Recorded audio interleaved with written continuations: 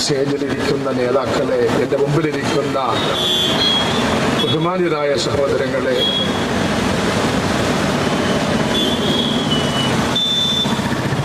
പിന്നോക്ക സമുദായ സംഘടനയുടെ നേതൃത്വത്തിലിരുന്നു കൊണ്ട് ബഹുമാന്യനായ വെള്ളാപ്പള്ളി നടത്തിയ പ്രസ്താവന അത് ശരിയല്ല എന്ന് അദ്ദേഹത്തിന്റെ മനസാക്ഷിക്ക് അറിയാം. പക്ഷെ എന്തുകൊണ്ടാണ് അത് പറഞ്ഞത് എന്ന് നമുക്കറിയാം. അദ്ദേഹത്തിന്റെ കാൽക്കീഴിൽ നിന്ന്, അധികാരത്തിന്റെ കാൽക്കീഴിൽ നിന്ന് മണ്ണൊലിച്ചു പോയിക്കൊണ്ടിരിക്കുകയാണ്. അദ്ദേഹത്തിന്റെ സമുദായത്തിൽ തന്നെ അദ്ദേഹം ഒറ്റപ്പെട്ടുകൊണ്ടിരിക്കുകയാണ്.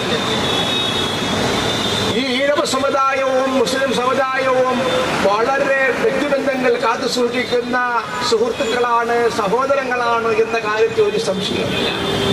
ഇതുവരെയും ഈ സമുദായവുമായി, ഈ മുസ്ലിം സമുദായത്തിന് യാതൊരു വിധമായ തർക്കമോ യാതൊരു വിധമായ നിലയിലുള്ള പ്രശ്നങ്ങളോ ഇല്ല. അങ്ങനെ ഇരിക്കുമ്പോ വലിയ പ്രശ്നമുണ്ടാകുന്ന ഈ പ്രസ്താവനയ്ക്ക് നമുക്ക് മനസ്സിലാക്കാൻ കഴിയും അദ്ദേഹത്തിന്റെ നിലനിൽപ്പ് ചോദ്യം ചെയ്യപ്പെടുന്ന അവസരത്തിൽ ശ്രദ്ധ മാറ്റുക എന്നുള്ളതാണ്.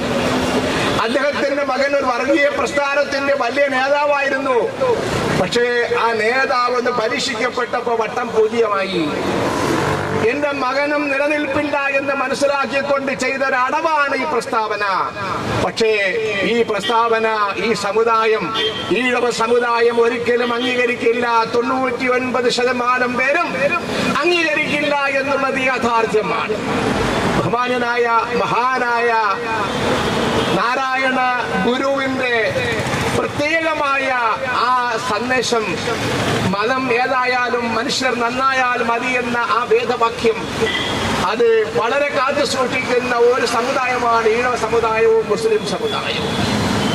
പക്ഷേ ഈ കരിങ്കാലി പണി നടത്തുന്ന ഈ പ്രസ്താവനയ്ക്കെതിരെ നമ്മളല്ല പ്രതികരിക്കേണ്ടത്, ആ സമുദായം തന്നെ പ്രതികരിക്കും.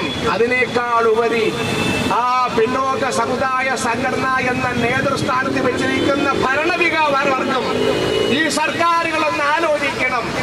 പിന്നോക്ക സമുദായങ്ങളെ യോജിപ്പിക്കാൻ വേണ്ടി അവരെ ഘടകങ്ങളിൽ നിന്ന്, താഴ്മകളിൽ നിന്ന്, താഴ്ചകളിൽ നിന്ന് ഉയർത്താൻ വേണ്ടി രൂപീകരിച്ച ആ സംഘടനയുടെ നേതൃത്വത്തിൽ ഇരിക്കുന്നത് ഒരു വർഗീയവാദിയാണെന്ന് മനസ്സിലാക്കിക്കൊണ്ട് വർഗീയത ഇല്ല എന്ന് പറയുന്ന ഈ ഗവൺമെന്റ് ശ്രദ്ധിക്കണമെന്നാണ് ദക്ഷിണ കേരള ജംഇയ്യത്തുൽ ഉലമ പറയുന്നത്.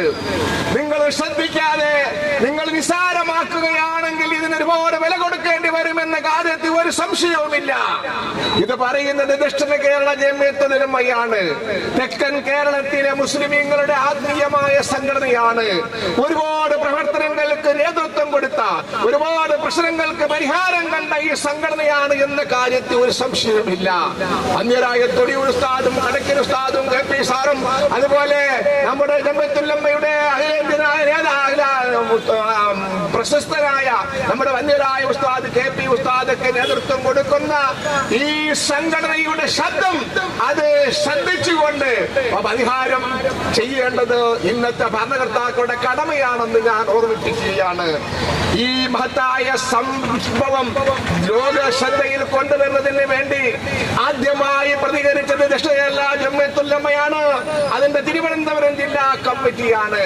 ആ തിരുവനന്തപുരം ജില്ലാ കമ്മിറ്റിക്ക് നേതൃത്വം കൊടുക്കുന്ന സയ്യിദ് മുത്തുക്കോയ തങ്ങളും ഇർഷാദ് മൗലവിക്കും മറ്റുള്ള എല്ലാ നേതാക്കൾക്കും ഞാൻ ഹൃദയംഗമായ സ്വാഗതം ആശംസിക്കുകയാണ്.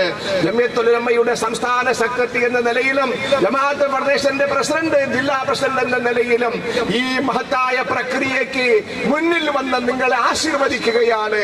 അതിനോടൊപ്പം ഈ സംഘടനയുടെ ഈ ശബ്ദം നിസാരമല്ലെന്ന് ഭരണകർത്താക്കളും മനസ്സിലാക്കണമെന്ന് ആവർത്തിച്ചു പറഞ്ഞുകൊണ്ട് എന്റെ വാക്കുകൾ ഉപസംഹരിക്കുന്നു. അസ്സലാമു അലൈക്കും വറഹ്മത്തുള്ളാഹി.